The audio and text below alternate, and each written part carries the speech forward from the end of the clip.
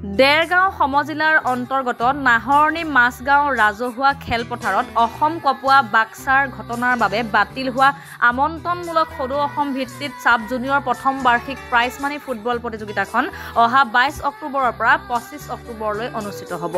দেৰগাঁও সমজিলাৰ অন্তৰ্গত নাহৰণি মাছগাঁও ৰাজহুৱা খেলপথাৰত মাছগাঁও ফুটবল প্ৰশিক্ষণ কেন্দ্ৰৰ উদ্যোগত দেৰগাঁও ক্ৰীড়া সন্থা আৰু স্থানীয় ৰাইজৰ সহযোগত আমন্ত্ৰণমূলক সদৌ অসম ভিত্তিত সাব জুনিয়ৰ প্ৰথম বাৰ্ষিক প্ৰাইজ মানি ফুটবল প্ৰতিযোগিতা 22 অক্টোবৰৰ পৰা 25 অক্টোবৰলৈ অনুষ্ঠিত হ'ব। আয়োজক মণ্ডলীয়ে সকলোৰে সহায় সহযোগ তথা উপস্থিতি একান্তভাৱে কামনা কৰিছে। 22 অক্টোবৰৰ উদ্বোধনী দিনা কেইবা সহস্ৰাধিক ৰাইজে মায়াবিনী গীত পৰিৱেশন কৰিব। খেলত হিয়াৰ আমঠু জুবিন গাৰ্গৰ প্ৰতি শ্ৰদ্ধা নিবেদন কৰি কোনো আতচবাজি ব্যৱহাৰ নকৰি কেৱল জুবিন গাৰ্গৰ কালজয়ী গীতসমূহ বাজি থাকিব। এই মাছগাঁও ৰাজহুৱা খেলপথাৰত জুবিন গাৰ্গেও ফুটবল খেলি যোৱা স্মৃতি বিজড়িত হৈ আছে। আজি কেইবাবছৰ পূৰ্বে জুবিন দা আহি পেলাই আমাৰ খেলপথাৰখনত খেল খেলিছিলে আৰু সেই মুহূৰ্তত 2018 চনত আৰু সেই মুহূৰ্তত জুবিন দাই খেল খেলাৰ দিনা নিশা কৈছিলোঁ যে ফুটবলক তেওঁ অসমৰ ফুটবল টিমটোক বিশ্ব দৰবাৰলৈ লৈ যোৱাৰ কথা কৈছিলে। আৰু আমি যোৱা 16 তাৰিখে ইয়াত এখন প্ৰতিযোগিতা অনুষ্ঠিত কৰাৰ কথা আছিলে, কিন্তু 16 তাৰিখে সকলো দল অহাৰ পিছতো আমাৰ মনৰ সান্তনা লভিব নোৱাৰিলোঁ যে জুবিন দা কায়িকভাৱে আমাৰ মাজত নাই। সেই শোকৰ বেদনাত আমি খেলখন 16 তাৰিখে আকৌ স্থগিত কৰিলোঁ। আকৌ 22 তাৰিখৰ পৰা প্ৰতিযোগিতাখন পতাৰ কথা সিদ্ধান্ত গ্ৰহণ কৰিছোঁ আৰু সমগ্ৰ অসমবাসী ৰাইজক আমি আমন্ত্ৰণ জনাইছোঁ এইটো কাৰণে, আমোদৰ কাৰণে নহয় যে আমি উদ্বোধনী অনুষ্ঠানটোত মায়াবিনী গীতেৰে আৰম্ভ কৰি পেলাই জুবিন দাৰ প্ৰতি এটা ডাঙৰকৈ এটা শ্ৰদ্ধাঞ্জলি জনাম, লগতে এই খেলপথাৰৰ পৰা এটা প্ৰতিবাদ সাব্যস্ত কৰিম যাতে জুবিন দাৰ যিটো ন্যায়ৰ দিশ সঠিকভাৱে হয়, শুদ্ধকৈ হয়, স্বচ্ছকৈ হয়, পানী নখৰাকৈ ব্যৱস্থা ছিষ্টেমত হয় যাতে।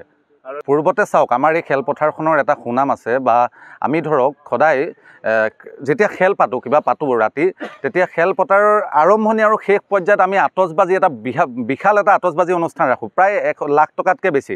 কিন্তু এইবাৰ সেইবিলাক কথাটো আমাৰ মনত মানে ভাবিবও নোৱাৰোঁ যে আতচবাজিৰ কথাটো, আৰু এইবাৰ আমি খুব পৃথককৈ জুবিন দাৰ শ্ৰদ্ধাঞ্জলিৰ নামত খুব ব্যয়বহুল হিচাপত অনুষ্ঠিত কৰাৰ সিদ্ধান্ত গ্ৰহণ কৰিছোঁ।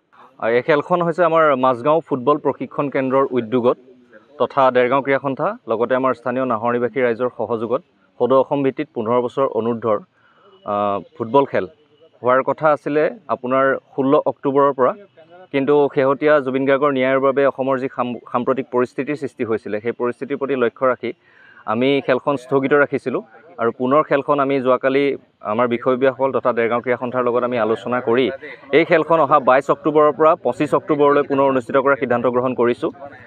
যিহেতু এই যিখন খেলপথাৰ নাহৰণি মাছগাঁও ৰাজহুৱা খেলপথাৰ, আৰু মাছগাঁও ৰাজহুৱা খেলপথাৰতে 2018 চনত আমাৰ জুবিন দাই এইখন ফিল্ডতে খেলি গৈছে।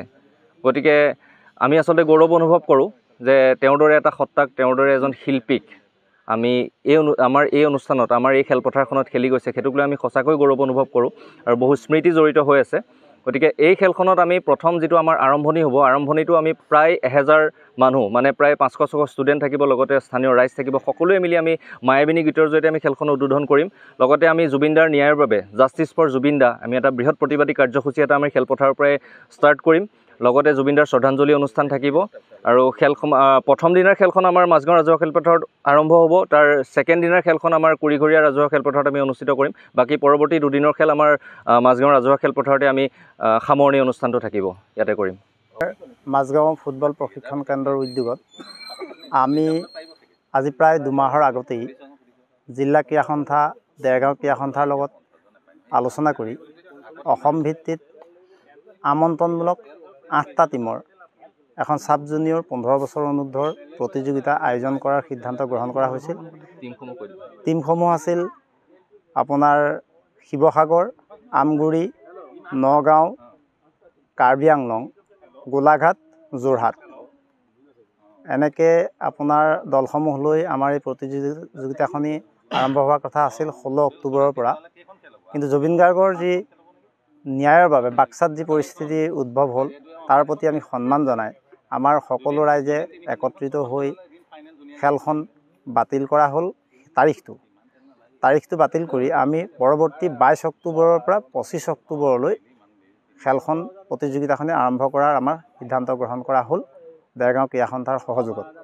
পুনৰ সকলোকে আমি এই চেনেলৰ জৰিয়তে আমি আমন্ত্ৰণ জনাইছোঁ, সকলোৰে দিহা পৰামৰ্শ আমি কামনা কৰিছোঁ। দেৰগাঁৱৰ পৰা নৱজ্যোতি ভৰালীৰ প্ৰতিবেদন নিউজ নাও 24/7।